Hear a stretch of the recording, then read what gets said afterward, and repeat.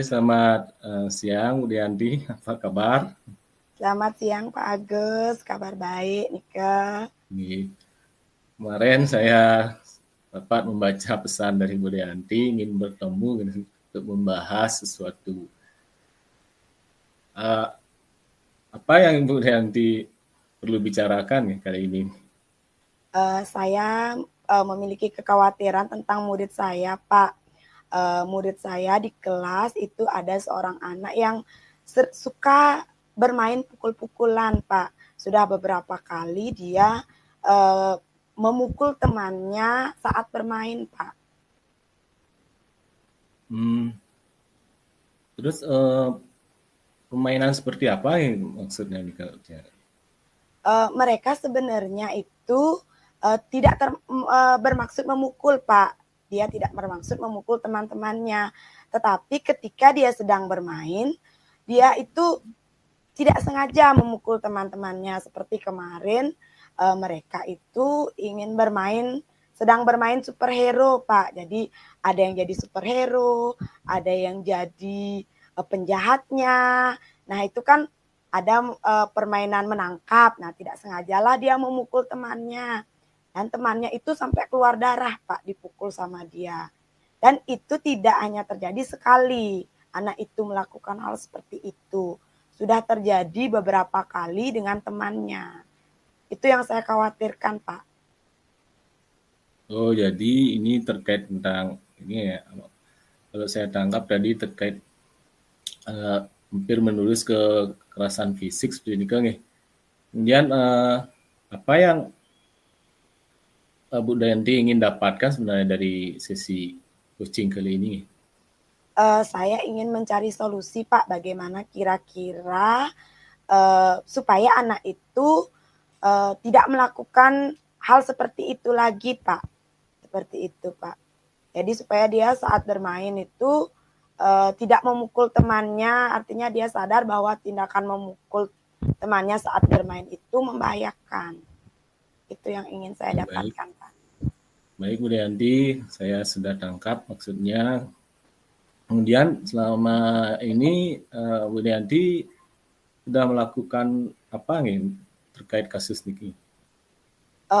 Selama ini kemarin ketika saya mendengar dia memukul temannya itu dari orang tuanya ini Pak, awalnya orang tuanya itu WA saya. Kemudian dia mengatakan bahwa anaknya itu dipukul sampai berdarah ketika bermain. Nah, saya langsung temui kedua anak bersangkutan. Dan memang anak mereka yang memukul itu mengaku Pak. Mengaku bahwa dia memang memukul temannya. Tetapi dia memukul temannya itu secara tidak sengaja. Artinya itu dia itu memukul untuk bermain Pak. Maksudnya dia nggak sengaja gitu loh Pak memukul temannya. Tapi dia memukulnya ketika mereka sedang bermain superhero seperti itu Pak. Nah ketika saya sudah selesai menanyakan kepada dia, saya memberikan nasihat kepada dia bahwa bermain itu ya harus bermain yang aman, bermain yang tidak menyakiti teman, seperti itu Pak. Dia sih memang berjanji tidak akan melakukan itu lagi, tapi beberapa kali temannya melapor lagi bahwa dia itu melakukan permainan seperti itu Pak. Baik, berarti Bu Dayanti sudah memberikan apa namanya atau memanggil siswa tersebut dan memberikan nasihat seperti itu kan? Nggih, Pak, sampun.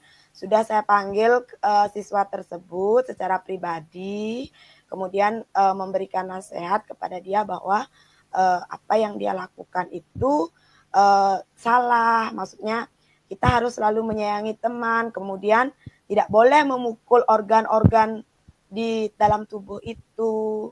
Saya juga memberitahukan bahwa di mata ada di kepala ada organ apa, di badan itu ada organ apa yang penting yang harus kita jaga. Sudah saya lakukan seperti itu.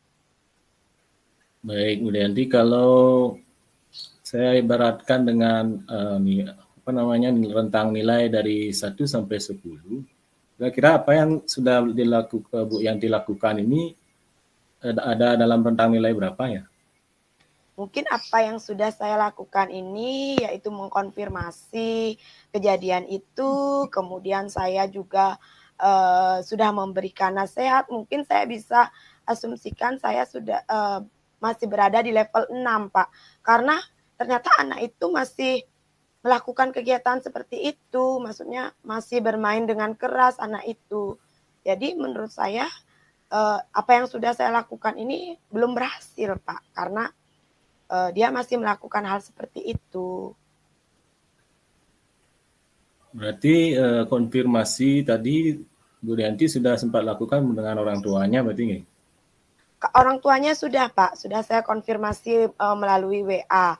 Jadi setelah saya mendengarkan cerita dari si anak itu, saya juga mengkonfirmasi kepada orang tuanya bahwa anak tersebut melakukan pukul-pukulan tetapi dalam tindakan bermain. Jadi memang dia tidak sengaja melakukan itu.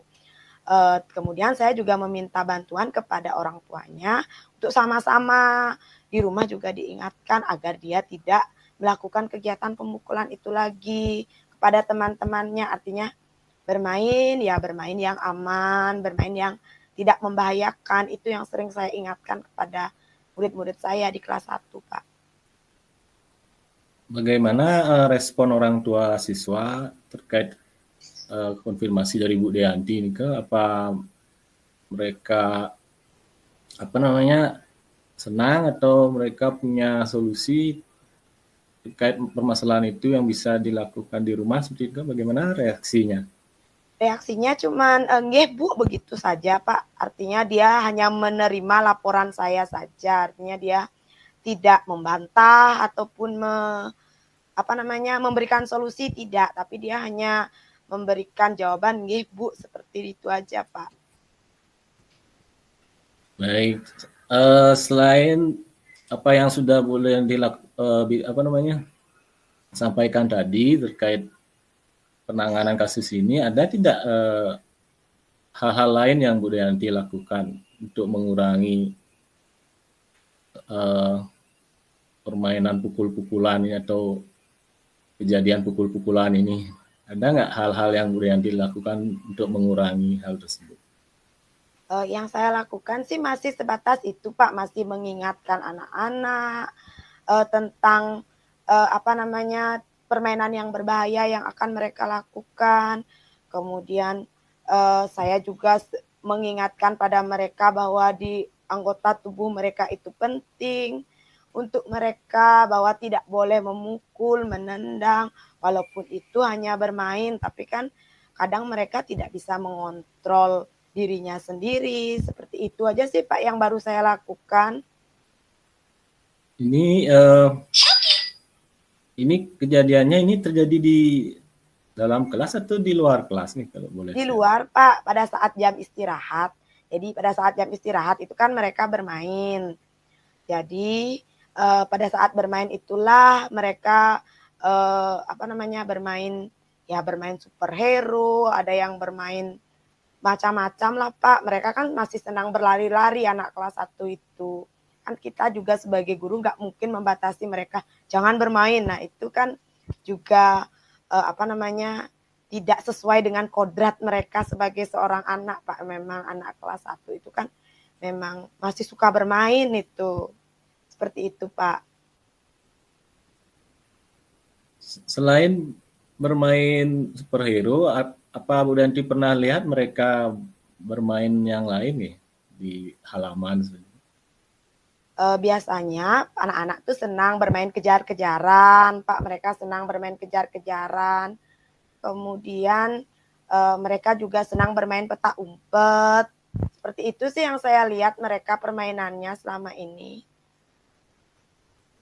Baik, Bu Yanti. Saya ingin menanyakan terkait pembelajaran mungkin ya di kelas.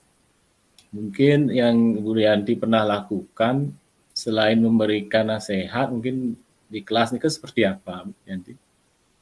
Saya sering mengingatkan mereka tentang keyakinan kelas, Pak, keyakinan kelas. Jadi kan kami kemarin itu sudah membuat keyakinan kelas. udah disepakati bersama. Jadi dalam keyakinan kelas itu ada saling menyayangi, seperti itu Pak. Jadi saya selalu setiap hari mengingatkan mereka tentang keyakinan kelas itu. Jadi kan keyakinan kelas itu kan nilai-nilai yang sudah mereka percayai kan Pak. Mereka sudah artinya sudah menyepakatilah keyakinan kelas itu. Jadi saya setiap hari mengingatkan mereka tentang keyakinan kelas.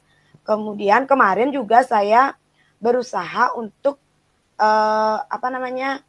melatih kesadaran diri mereka dengan roda emosi Pak sebelum mereka memulai pelajaran. Jadi supaya mereka menyadari emosinya mereka, apakah mereka sedang bahagia, marah, supaya mereka bisa nantinya tidak melampiaskan emosi tersebut kepada temannya. Seperti itu Pak. Wah, saya rasa itu hal yang menarik sekali ya. Cuman saya ingin bertanya kembali nih terkait keyakinan Bu Dianti mengajak murid Bu Dianti untuk membuat keyakinan kelas ini seperti apa nih prosesnya? Waktu itu saya menanyakan dulu apa sih peraturan kelas menurut kalian gitu. Mereka kan saya sering dulu itu sebelum mengenal keyakinan kelas itu Pak membersihkan kelas gitu dan mereka tidak membuang sampah sembarangan. Kemudian tidak boleh memukul teman seperti itu Pak. Tidak boleh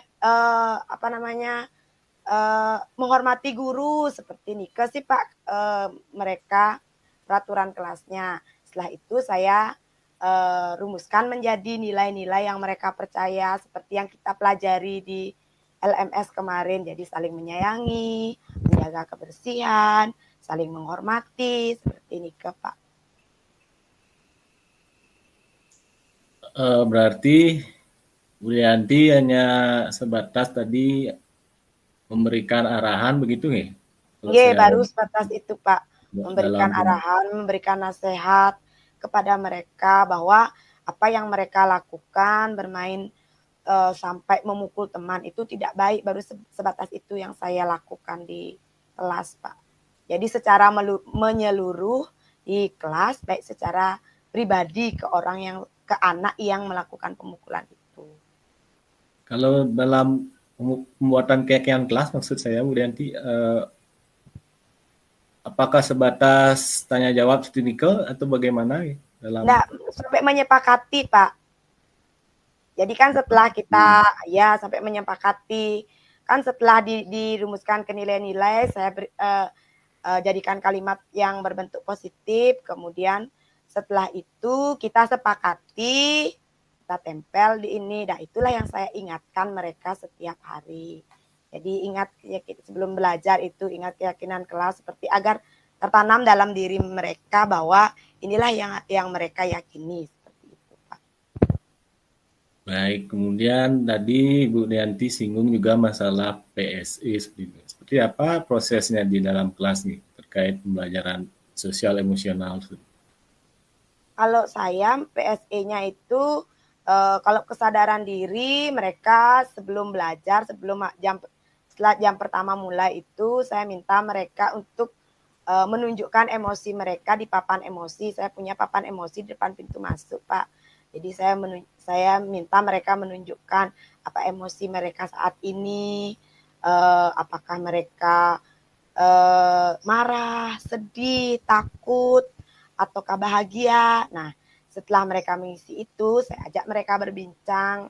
Misalnya, kalau mereka bahagia kan sudah pasti itu suatu emosi yang positif ya yang mereka rasakan. Nah, yang saya gali itu adalah ketika mereka marah. Kenapa mereka marah? Kemudian kenapa mereka sedih? Kenapa mereka takut? Seperti itu, Pak. Berarti Bu Dianti hanya melakukan identifikasi terkait dengan papan emosi tadi tiga nih. Identifikasi dan sekaligus sedikit misalkan mereka bercerita tentang kenapa mereka marah gitu Pak. Ada yang bercerita kenapa mereka marah, itu memang sangat menyentuh hati sih Pak. Tapi saya tidak berani mengungkapkannya Pak ya di sini Pak. karena terkait dengan permasalahan di rumah tangga mereka, supaya tidak salah nanti murid saya. Ada anak yang memiliki permasalahan pelik di keluarganya. Nah, seperti itu. Jadi saya memberikan nasihat bahwa tugas kamu itu ya belajar, bermain. Untuk permasalahan orang dewasa, biarlah orang dewasa yang memikirkannya. Jadi saya alihkan perhatian dia supaya dia tidak terlarut dalam masalah keluarganya, seperti itu, Pak.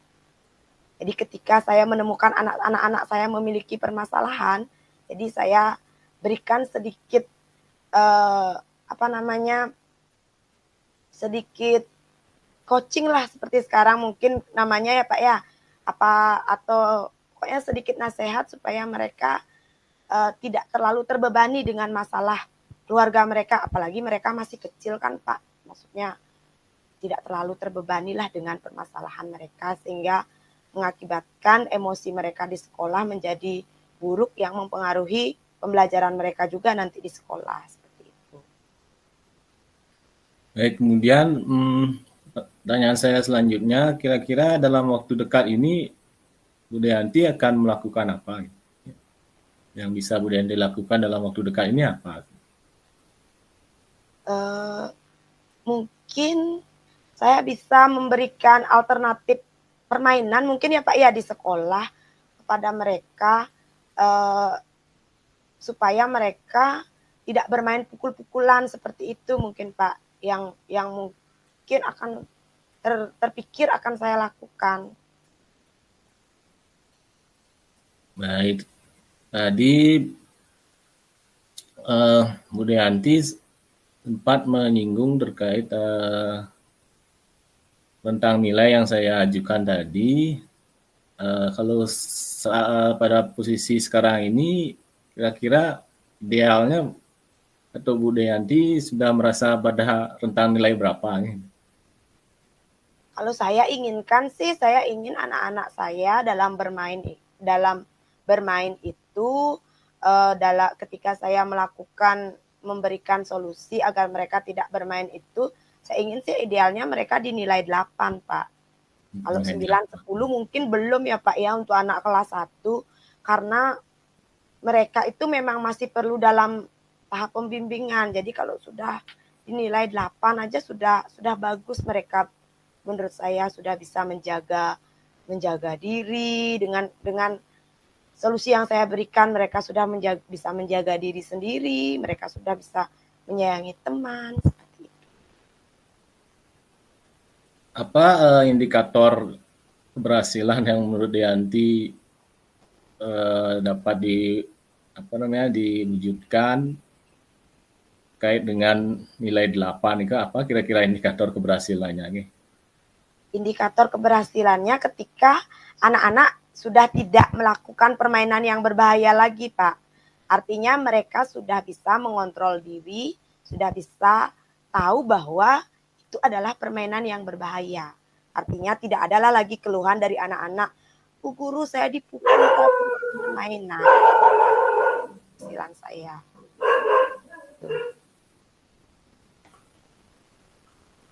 Dari pembahasan yang Bu Dayanti tadi bicarakan, saya sudah menangkap terkait dengan solusi atau potensi yang Bu Dayanti bisa nanti lakukan. Kemudian kira-kira dalam penanganan kasus ini siapa yang akan membantu Bu Dayanti di dalam menangani kasus ini nantinya? Saya kan rencananya membuat sebuah permainan, Pak. Jadi mungkin permainan karet atau permainan engklek di sekolah itu. Jadi kalau menurut saya yang bisa saya ajak berdiskusi mungkin Bapak Kepala Sekolah mungkin pertama ya Pak ya. Jadi supaya dibuatkan mungkin beberapa permainan tradisional di lapangan, karena pernah saya lihat di beberapa sekolah itu ada seperti semacam dicat-cat itu ya Pak sekolahnya, menjadi sebuah permainan engklek ya namanya itu yang kita zaman dahulu itu Pak. Mungkin Bapak Kepala Sekolah mungkin yang bisa saya ajak berkolaborasi. Kemudian Ibu Bendahara BOS mungkin Pak, siapa tahu itu bisa dimasukkan ke dalam RKAS karena itu kan pasti memerlukan biaya Pak. Apa kira-kira Bu Dayanti akan lakukan ini? Mungkin kalau berkoordinasinya secepatnya Pak mungkin saya lakukan. Mungkin besok mungkin saya akan bertemu dengan Bapak Kepala Sekolah setelah sesi ini. Apakah bisa membuat beberapa permainan gale-galean mungkin kan Pak di lapangan SD 5 itu kan agak luas lapangan bawahnya. Apakah mungkin bisa dibuatkan permainan seperti itu supaya murid-murid itu ada alternatif pilihan dalam bermain. Gitu. Oke. Baik, tadi Bu Dayanti sudah memberikan solusi terkait permainan gitu. Kemudian selama pembahasan coaching kita ini apa yang sudah Bu Dayanti dapatkan nih? Dari coaching kita hari ini saya jadi terpikirkan tentang alternatif permainan Pak. Alternatif permainan, kemudian saya juga ingin terus memberikan pembelajaran sosial emosional di kelas itu Pak, untuk tetap mengingatkan siswa saya bagaimana mereka menyadari kesadaran dirinya tentang emosinya agar mereka bisa mengendalikan emosinya, kemudian bagaimana mereka bisa memanajemen diri, bagaimana mereka memiliki keterampilan sosial dengan teman-temannya supaya tidak terjadi lagi permainan yang membahayakan mereka. Baik, kemudian apa yang Bu Dayanti rasakan selama coaching dengan saya hari ini? Gimana perasaannya sekarang? Senang Pak, saya merasa antusias Pak ketika coaching dengan Bapak. Jadi saya mulai sedikit-sedikit menyadari, oh ini yang kemarin saya lakukan, oh ini yang belum saya lakukan, seperti itu Pak. Jadi senang sekali rasanya bisa bercakap-cakap, berbincang dalam percakapan ini. Ya, saya juga ikut senang bisa membantu Bu Dayanti dalam menangani kasus ini. Karena waktu juga yang membatasi kita. Sekali lagi saya juga sangat terima kasih nih sudah bisa membantu. Tentunya saya juga harus membantu rekan-rekan guru seperti Bu Dayanti sendiri ini. Ini karena terbatasan waktu, nanti kita coaching lagi terkait apa yang sudah Bu Dayanti lakukan nanti ini dalam waktu dekat nanti. Terima kasih sekali lagi Bu Dayanti. Terima kasih banyak Pak Agus atas sesi coaching hari ini, sangat membantu saya. Sampai jumpa pada sesi berikutnya Pak Agus. Terima kasih. Baik, terima kasih banyak Pak Agus. Ngiring silahkan disampaikan refleksinya. Refleksi yang saya buat, yang pertama, apa yang sudah berjalan dengan baik selama percakapan. Di sini yang pertama, dalam percakapan tadi, tentunya dialog atau percakapan sudah berjalan lancar.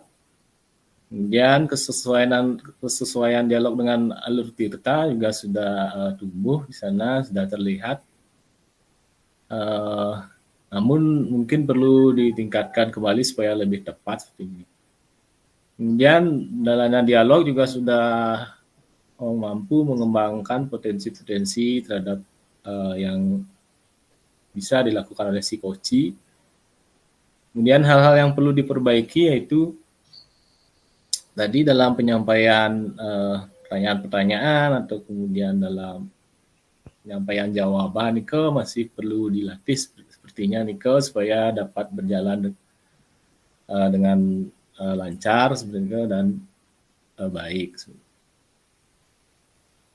Kemudian tadi juga dalam penyampaian pertanyaan-pertanyaan itu supaya lebih berbobot dan lebih uh, lebih mengarah ya supaya lebih tepat sesuai dengan alur tirta. Kemudian yang berikutnya, apa yang Bapak Ibu lakukan untuk tetap dalam kondisi presence atau kehadiran penuh sebelum dan saat melakukan coaching? Belum melakukan coaching, saya tentu fokus nih pada apa ya aktivitas yang akan saya lakukan. Kemudian saya lebih banyak mendengar, fokus dalam mendengar saat melakukan coaching dan fokus pada pembicaraan, memperhatikan Bu Rianti sendiri saat komunikasi seperti itu. Kemudian apa yang akan Bapak Ibu lakukan untuk memperbaiki atau meningkatkannya? Ya, tentunya saya akan berlatih untuk memberikan pertanyaan-pertanyaan yang berbobot dan jawaban yang baik dalam sesi coaching seperti itu. Baik saya akan berlatih melalui melihat video maupun coaching nanti dengan rekan-rekan sejawat lainnya. Ini demikian refleksi dari saya. Berikutnya mungkin apa umpan balik dari Bu Rianti terkait coaching yang terkait coaching yang sudah saya berikan. Baik, terima kasih banyak Pak Agus. Jadi dari sesi coaching tadi saya merasa antusias, kemudian saya juga merasa senang dan lega. Saya dapat menemukan solusi dari permasalahan yang saya hadapi. Sama seperti Pak Agus, saya juga menikmati setiap sesi dalam coaching ini, setiap alur tirtanya. Jadi ketika Pak Agus mengajukan suatu pertanyaan itu, memang saya jadi berpikir apa yang ada dalam diri saya, apa yang bisa saya lakukan untuk mengatasi permasalahan saya tersebut. Itu Pak. Baik, terima kasih atas umpan baliknya.